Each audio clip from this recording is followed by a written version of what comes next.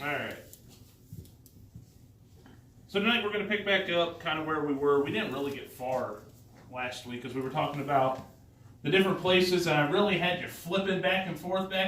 Who actually brought tablets tonight in fear it would happen again? But we're going to kind of probably end up focusing in one area tonight. Because whenever we look at Sheol, Sheol is translated in talking about hell. I really want to look at how it's a place really that holds the wicked, but there's also a philosophy out there. Some people say it also holds the righteous, and that's our self-righteousness, and along those lines. So we're going to kind of go around different passages, but let's start off in Psalm chapter 9.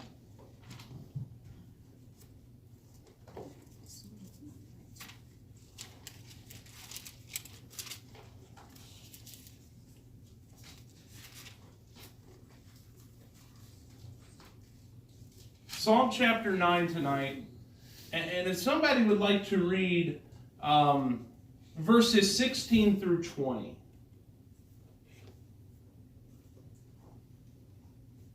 The Lord is known by the judgment which he executeth. The wicked is snared in the work of his own hands. Higgaion, Salah. The wicked shall be turned into hell, and all the nations that forget God. For the needy shall not always be forgotten. The expectation of the poor shall not perish forever. Arise, O Lord, let not man prevail. Let the heathen be judged in thy sight. Put them in fear, O Lord, that the nations may know themselves to be but men. Salah. So whenever you look at this, whenever it starts out, what is the very first thing this passage tells us? As soon as we start out here. The Lord is known by what? Judgment he executes. So what this is talking about here, one writer that I use a lot for studying for this stuff, he talks about here that God is known for the judgment that he follows through on. So, and that's one thing that you got to understand, and you may sit there and you're like, wait a minute, what do you mean that he follows through on? Well, you got to understand, God has followed through on every single judgment that he has made known. Okay? And even down through the stuff that has not happened yet, he is going to follow through on that. And that's what God is known by. You understand? And that is kind of for the lost person, that is the scary side of it, right? That's the part that nobody wants to talk about. That's the part that everybody tries to avoid, is the God that is known by the judgments he executes. No one wants to talk about that. No one wants to talk about a judgmental God, but that's what he is, right? God judges, and he judges righteously. Amen. But nobody likes to talk about that. See, no matter how much evil, no matter how much evil the wicked were excused in life, in spite of any power and manipulative skill they possess, they would have to face the grave. That's still true today, right? No matter how much wicked, no matter how much people think that they're going to get away with, they're going to have to face the grave. And let's be honest, this side of it true, or this side of it as well. We're going to have to face the grave, right? Yes, amen. So there's that side of it as well. Thought I'd turn that off. My screensaver. I'll just touch it. So they would have to face the grave. They would be shamed and silenced, and the righteous were comforted with an understanding that the holy and just God has dominion over who enters and remains in hell. That remains part is where a lot of people get tore up on over, and we kind of had this brief discussion last week as well, but the Bible clearly tells us that once someone goes in, they don't come back. Right. Okay? So who's going to remain there? Everybody that goes. And I think that we have to really emphasize the remain part. There is no coming back. This is one place that a person can go, there is no coming back from. Jacob and David believed they would see their sons in the afterlife, and David believed that he would dwell in the house of the Lord forever. Death was expected, and the revelation of the afterlife was limited, yet there was hope. How much about the afterlife, in all honesty, do we know? Not much. We know two things, right? When you could really boil it down to the afterlife, we know two things. There is a heaven, and there is a hell. And exactly how Zach just put it, one is better than the other. So, okay, there are three things that we know about the afterlife. But outside of, in all honesty, the brief descriptions of heaven that we get, how much do we truly know about heaven? We get brief descriptions, right? Even those descriptions we can't comprehend. Exactly. Whenever we went through Revelation, that description was the new heaven and the new earth, a description of the new Jerusalem. And yet, that was a very descriptive description and a very good detail about the city, right? Right. Our minds can't comprehend that. We think we can. Whenever we sit there and we go through the description and we realize that how big the city is within the walls, that every single person to ever live on the face of the earth could dwell in there and only take up 25%. That's right. But do we really understand how big that is? Absolutely not. But yet now whenever it comes to hell, there's a lot more description on it. There's a lot more discussion, especially in the Old Testament, on what hell is and what takes place and the things about hell and the descriptive nature of it. And yet, we still will not fully understand. And in all honesty, I have zero desire to go and figure it out. Amen. I have no desire for that, right? But Job really gave us a glimpse of it. If you look in Job, and that's where we're going to end up going. We're going to end up over in Job. We're going to end up, I believe, in chapter 1. But the Old Testament reveals only a glimpse of the afterlife. A glimpse. Even though there's description, it's a glimpse. And though its heroes anticipated, though its heroes' anticipation of approaching God, we find a starting place in our discussion, and it's through Job. And really, it's the best place to start in this discussion. See, Job was a faithful, God-honoring man, was he not? He was. If we look at Job chapter 1,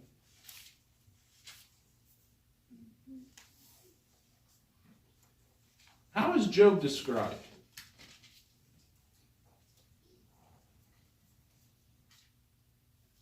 What's the description that we get of Job right off the bat? What is it? Perfect and upright. He's perfect and upright. That's right. But not only that, he's the one that feared God. And he didn't fear God in a bad way. No. It's that respect level is what we're talking about whenever we're talking about fearing God here. It's a respect level, right? We understand how powerful God is. There's that respect level. Well, that's kind of what this is here. This isn't saying that he was terrified of God. If I am on this side of the cross, I have no reason to be afraid of God. Right. He was terrified of the judgment you spoke of. Yeah. That's what he was afraid of. And that's what you should be afraid of. That's right. But God knew you. Huh? God knew him. God knew him, that's right. And God used him to really show how faithful God is Yes. in the end, right? Didn't look that way at first, right? Right. But in the end, we see how faithful God is. And so, Job, he was upright and blameless in the sight of the Lord. If we look at verse 8, verse 8 of chapter 1, it says, "And the Lord said unto Satan, Hast thou considered my servant Job, that there is none like him in the earth, a perfect and upright man, one that feareth God and escheweth evil." So in verse 1, we get the description of Job in verse 8, God affirms it. Okay? He is telling the devil himself he is perfect and upright. You could preach a whole message right there. Well, you could. Just right there.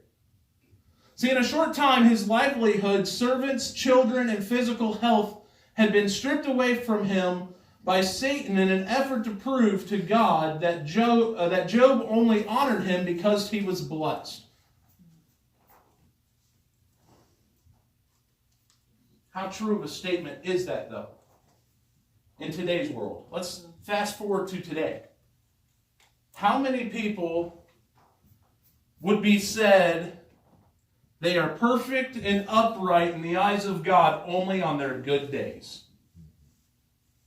And do we not think, though, that then it's going zero? That's true. But how many people live like that, though? That they think they are. But it's on their good days, right? Yeah. But then, on their bad days, where are they at? They're nowhere to be found. Right? No faith. That's exactly it. There's no faith.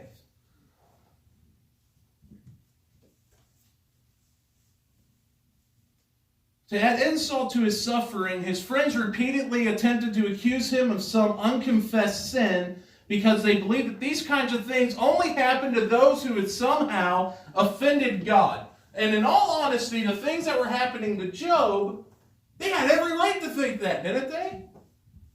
From the outside perspective looking in, that man did something to upset God. You know what baffled me back then? They had nothing to go on except belief. Right. And Job had to believe totally. Yeah. He absolutely that all did. this was happening.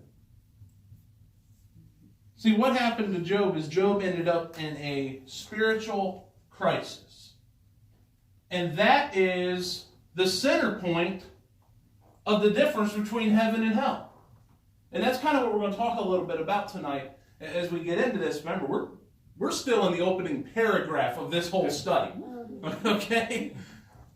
But one of the things that it comes down to is people go through a spiritual crisis. Every one of us. We're either going to have one or we're in one now. You know, a spiritual crisis. You know, We're in a spiritual battle. Yeah, It never goes away. yeah, we're in a spiritual battle. How many of us in that act the way that we ought to act when we're in a spiritual crisis or a spiritual battle? Do we go through life like Job did in those moments? Constantly saying, Lord giveth, the Lord taketh away, blessed be the name of the Lord? Or do we stand on the other side of things and curse God for what we are going through? Why me, Lord? Why me? That phrase is stuck with me from the beginning. The Lord giveth, the Lord taketh away. Job said God has everything. That's right. He can take it if he wants. It got so bad for Job that even his wife told him to curse your God. And he responded to her in a way that I learned you don't ever respond to a woman. What mean you learned that? I did. I said it to Jenny one time. I said, just like Job, woman, speak as a foolish child. One time. One time. One time. That's all I needed. Got a woman. But, again, he's in a spiritual crisis, right?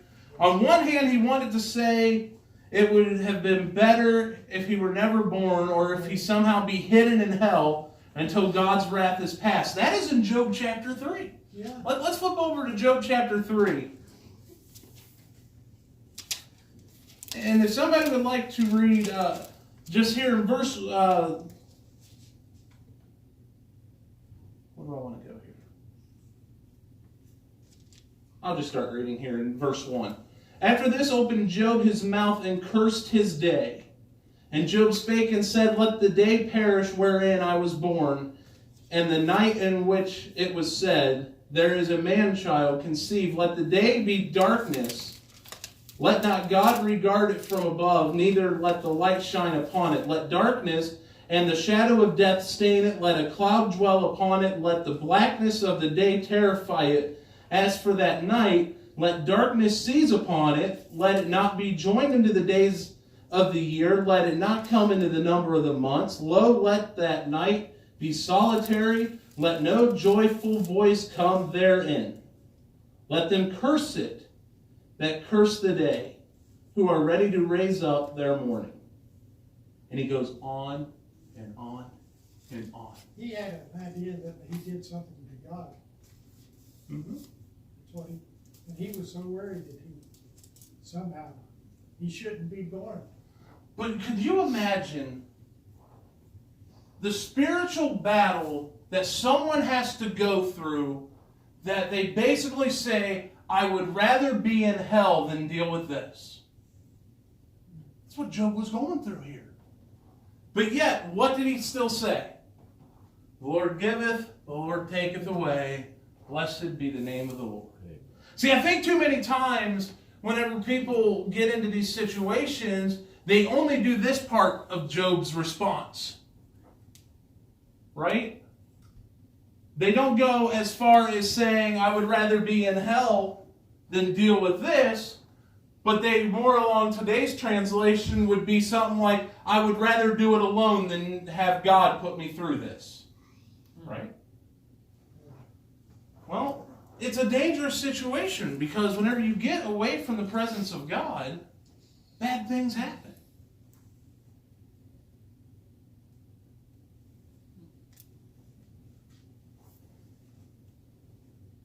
He did not believe he deserved this calamity, yet in his defenses against his friend's accusations, he did not deny that God's wrath was a very real thing. On the other hand, he said he would hope in God that even if he saw fit to take his life, he would still... Did you get that? He would hope in God. He would have hope in God, even if God chose to take his life. That's faith. Is it not? He believed that eventually he would be vindicated. And he believed that he had a witness, an advocate in heaven, and no matter what his friends thought, he had someone to make his case to God.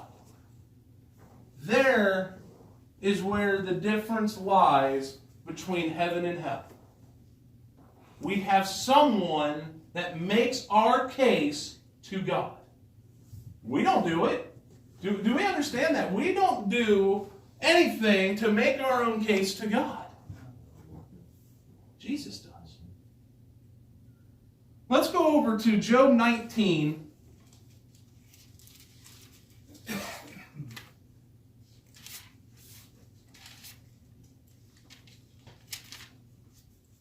And if somebody would like to read verses 25 through 27.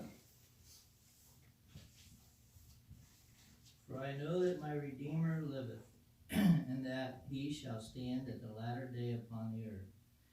And though after my skin worms destroy this body, yet in my flesh shall I see God, whom I shall see for myself, and mine eyes shall behold, and not another. Though my reins be consumed within me, but you should say, why persecute we him, seeing the root of the matter is found in me? Be ye afraid of the sword, for the wrath bringeth the punishments of the sword, that ye may know there is a judgment. See, Job's faith in his Redeemer pointed even toward a glimpse of a resurrection. Did you catch that? Yes. Before Jesus ever walked the face of the earth, Job is showing a glimpse of the resurrection. And let's understand this. Do we understand how old the book of Job even is? It's the oldest book. Yes. And we're talking, I don't even think they are actually able to pinpoint when it was actually written. A lot of times our Bibles tell us an estimated date that it was written. But I don't think they were ever actually close to figure out when it was actually done. But the book of Job is actually so old, and because of that, there are many people that tell us this book isn't even actually real. Book of Job is just an anecdote type of reading. For it to be an anecdote type of reading, somebody had to have a very imaginative mind to write down the things that Job went through. I don't even think a human mind can make up what little bit is recorded on what Job fully went through. See, he believed that even if he died, even if his body decayed, he would still see God for himself. How true of a statement that is. We all live by that, right? Right. Every one of us live by that. Whether you're a Christian or you're not a Christian, you will stand before God someday. We will all have to. And so, here's the thing that we have to understand. Through our finite vision, we have a limited understanding of what the afterlife holds for us. However, we can rest in knowing that God has dominion over the afterlife. That's all we need to worry about. And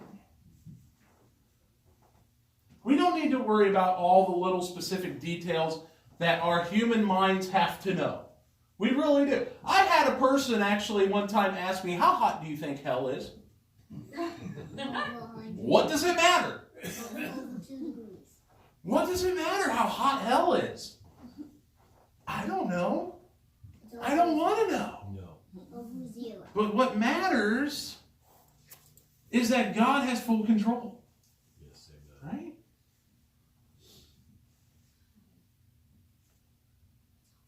See, it is He that will decide our eternal fate, not men. It is He whom our case must be pled. Let's go over to Daniel chapter 12.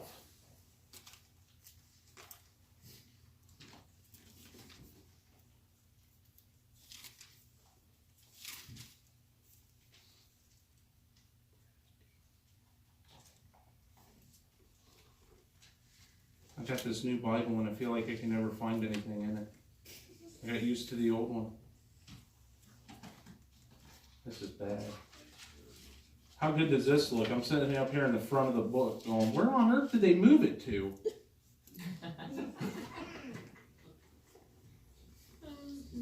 It's right before Hosea. That's what I'm thinking. And I'm sitting here going, I can't find Hosea. I got a new Bible. I like it. It's before Revelation. About this thick before the New Testament.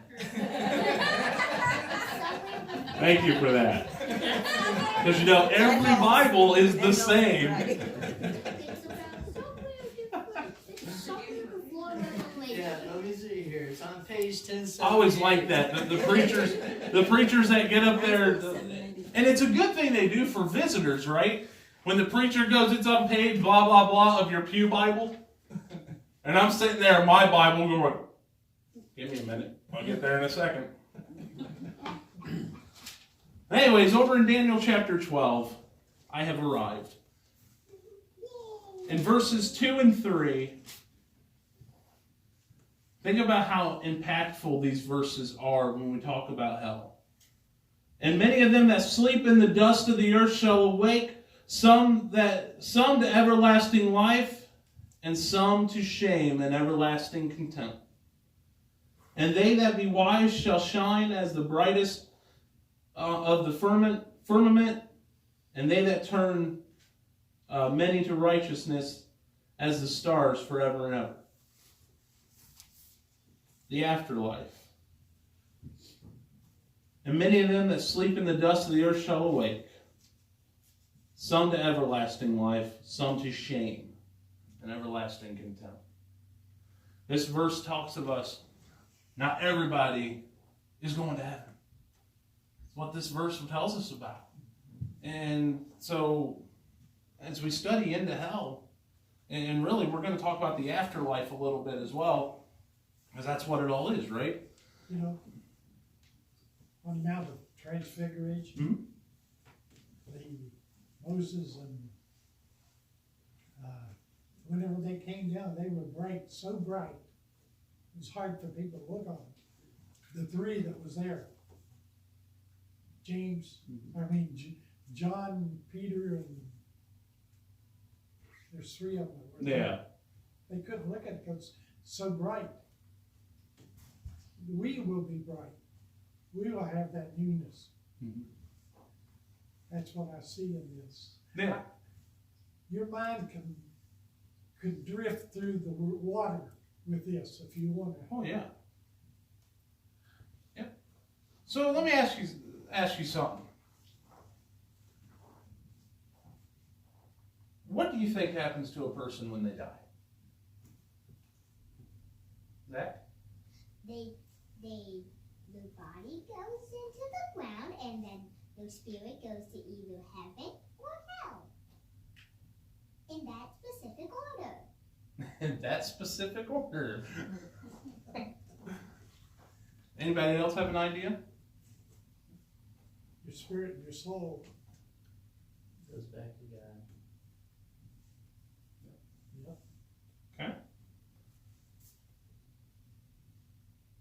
Would a person's view of the afterlife have any effect on their present life? Do you think? I would hope so. Yeah. Our view, yes. What about? That's why we are afraid for family. It's not prepared. Well, for example, your view on the afterlife will affect your present life, right? Yes. Here's one view. The 144,000 chosen will go to heaven, and the remaining righteousness will have a new life on earth. There is no hell, and the wicked will be annihilated. So if I don't have to live in fear of a hell, is that going to affect my current life here? In other words, they're saying you erase any existence of you. Yeah, they believe you die. Yeah, you die and You're that's it. dead. There's no eternal punishment for my sins. That hell is a thing that's for Satan. It's not Somebody people. didn't read the whole Bible. Some people believe that. That is the Jehovah Witness point of view. Not a Jehovah Witness. I'll tell you about that later. 140. We know where the 144,000. Mm-hmm. Their part, and yes, we know it. So, Yeah, we've been through that. Yeah, Yep. we know it. But that is a belief that's out there. There's also this belief. There is no eternal soul, nor is there an afterlife. That's an atheist point of view. When it's it, that's it. They couldn't just describe how they are, why they think, why they feel. Where does all that come from? Yeah. There's also this one. If there is an afterlife, no one will go to a place of punishment. Everyone will be saved. Yeah, there's a lot. I remember a lot of them saying that. If only that were true. How many of us, in all honesty, wish that were true? Yeah. Right? We all do. There's also this belief out there. By the way, that's a Unitarian universalism belief. Yes. There's also this one. One is reincarnated, coming back to life in another form until enlightenment is attained. There's a lot of religions that believe that. There is. There are a lot. It all stemmed from Buddhism. Yes. It all came from Buddhism. There's this one as well. Righteous followers will go to paradise. Wicked followers and non-followers will go to hell.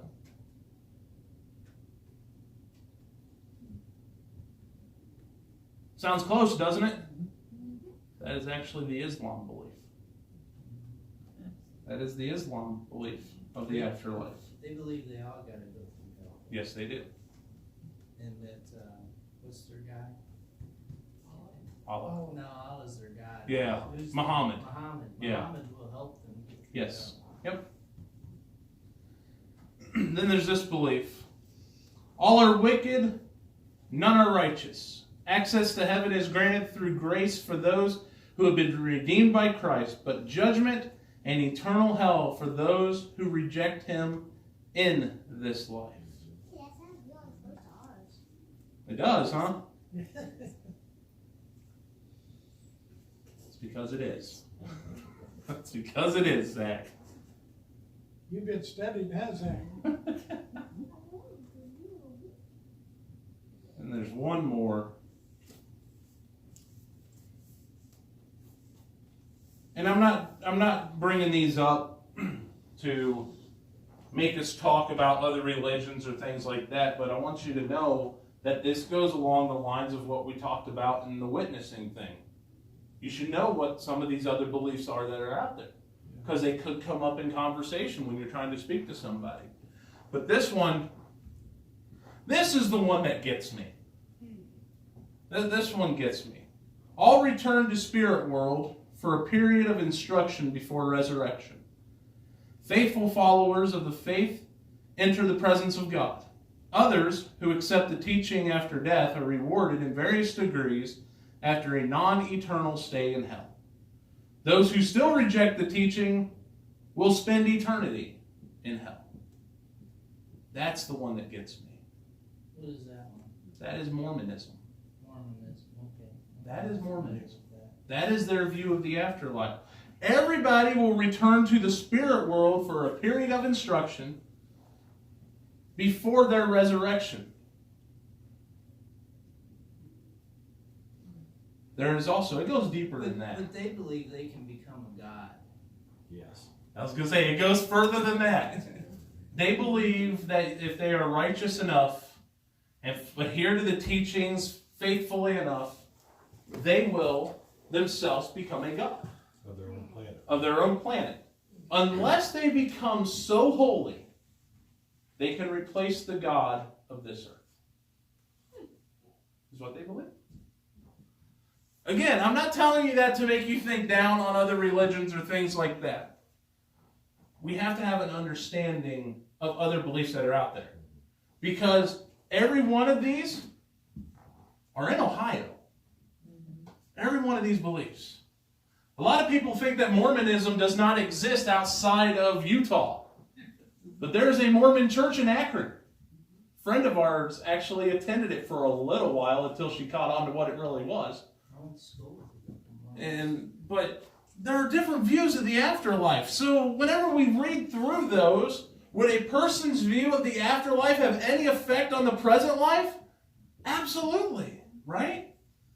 If I believe that righteous followers will go to paradise and wicked followers and non-followers will go to hell, will that affect my life? Absolutely.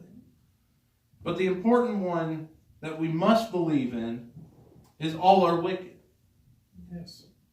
You see, you notice the difference in all these that we read, right?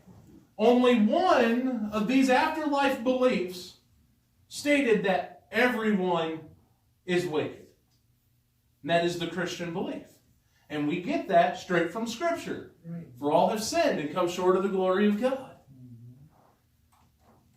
None are righteous. The Bible tells us there is none righteous, no, not one.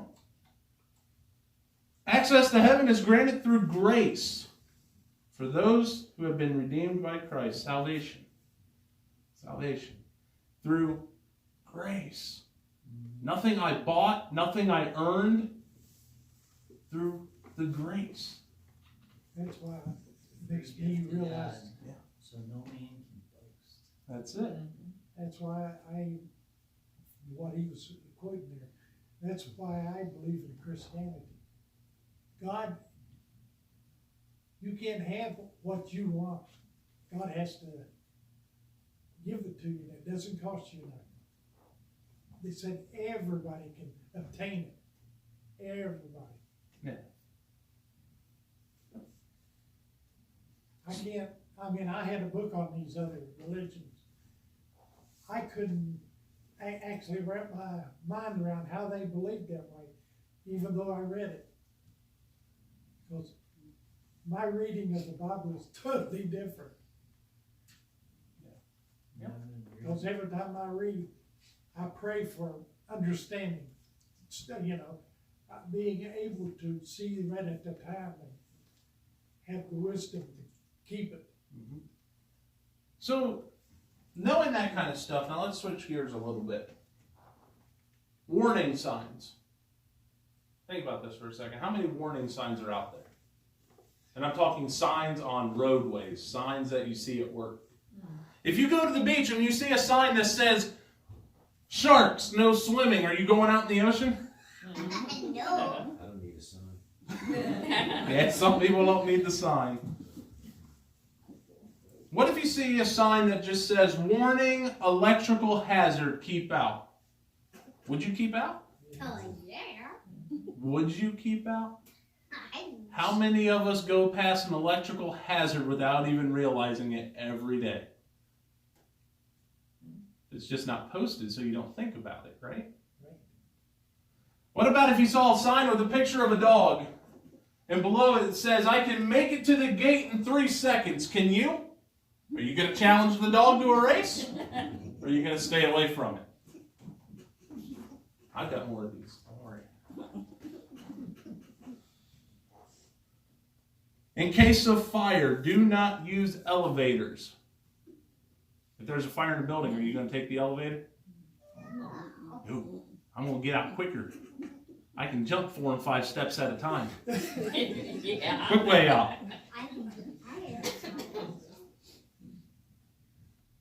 What about a sign that says, warning, biohazard, authorized personnel only? If you're not authorized, you going in? He shouldn't, because they have equipment. Exactly. How many hospitals do you see that sign posted all around a hospital? Oh, yeah.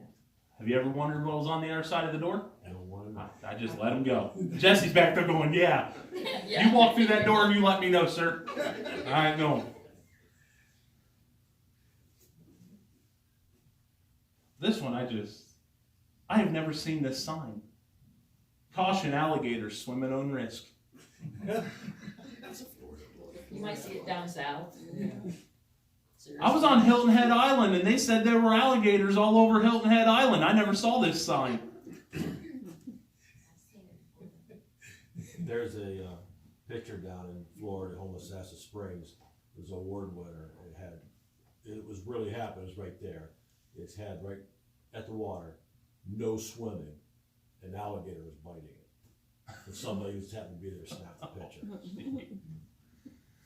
But- my stepsister moved back from southern Georgia after her kids come home from school one day, and one of the things they taught her in school that day was how to avoid being bit by an alligator by zigzagging when you run. See, She moved back north a week later. this is where I think I'm on the same level as Pastor. I've seen enough National Geographic to go, if there's the possibility, I don't need a sign. Right. Because they hide very well. Oh, They yes. do. What if you saw a sign that said, moving gate can cause serious injury or death? Keep clear. Gate may move at any time without prior warning. It's a big sign. There's still more to it. I've actually got the picture of the sign. I'm reading the sign right now. I got to zoom in. The words are getting small. Do not let children operate the gate or play with the gate area.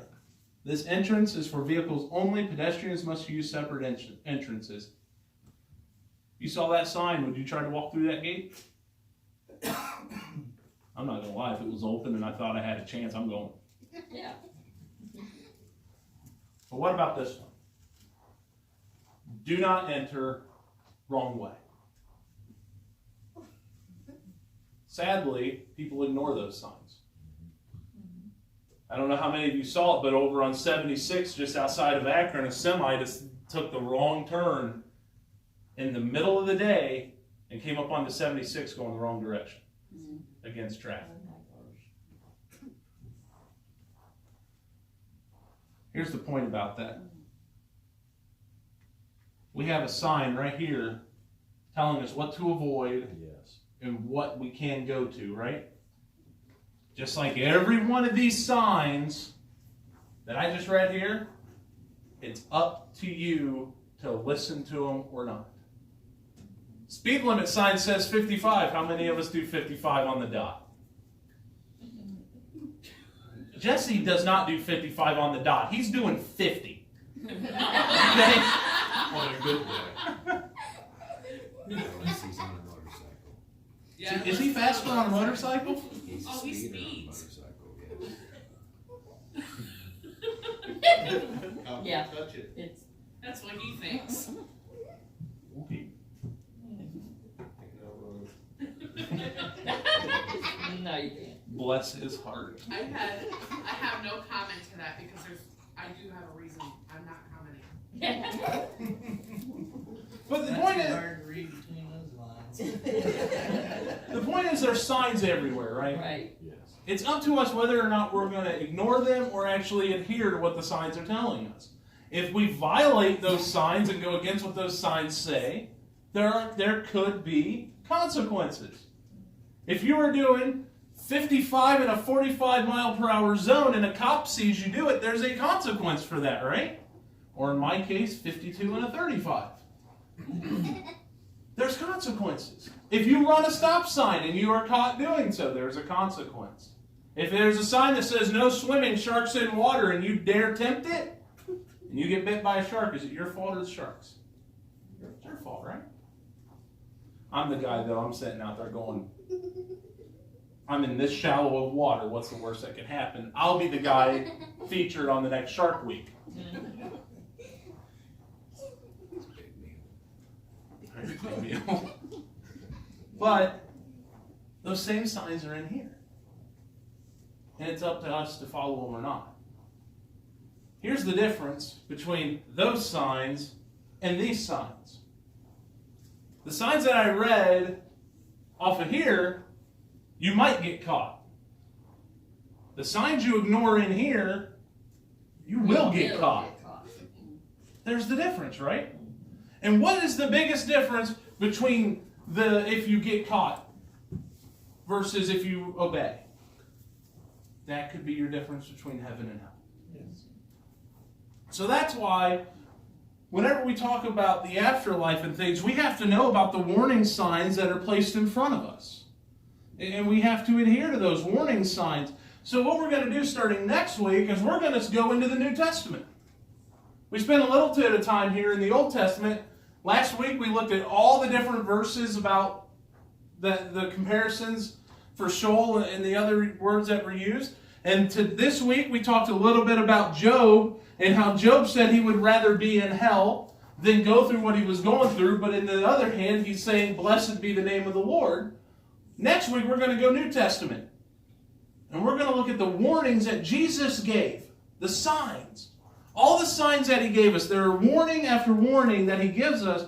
And that's what we're going to talk about next week. Is Jesus' warnings about hell. And the reason why we really got to talk about that is because of everyone throughout the Bible. Nobody spoke more on hell than Jesus Christ. That's right. Nobody. Does anybody have any questions or anything?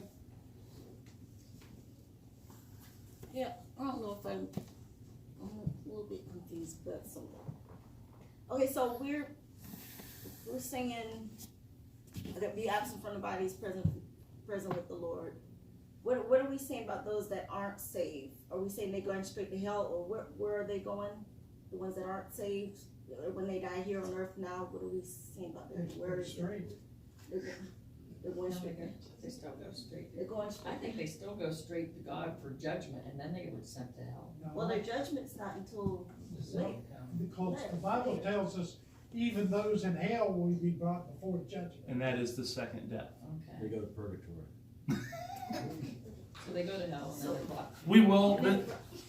I don't know where the judgment seat is. We will be talking about this next week.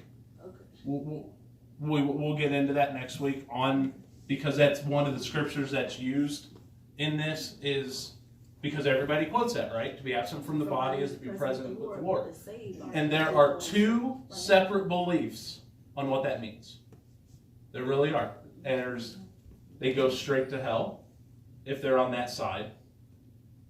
And they are judged at the judgment. And then there is they'll go stand before God, go to hell, and then they will be judged again later. We'll talk about those next week. And we'll go over which one is backed up more scripturally than the other. So we'll be doing that because Jesus talked about that kind of stuff. Yes. So we'll talk about that next week. Not that I don't want to answer it, but I don't want to get too far. So we'll get into that next week. Yep. So cliffhanger. You gotta come back. So, but no, we will get into that. So, does anybody else have anything? I think all your teaching does have cliffhangers. That's why I keep coming back. I have specific places where I try to finish things up just to do that kind of stuff. I really do. I try to plan this out the best I can. And Howard, you're the one that throws the wrench into every one of those plans when I try. Just being honest with you. Oh, how true that is. Sitting here and I go, this will make a great stopping point. Well, I'm not getting there. Stop. And it's like, yeah, maybe next week. Yeah, I ain't getting there. All right, does anybody else have anything? All right, then what we'll do now is we'll come to you for prayer requests like we always do.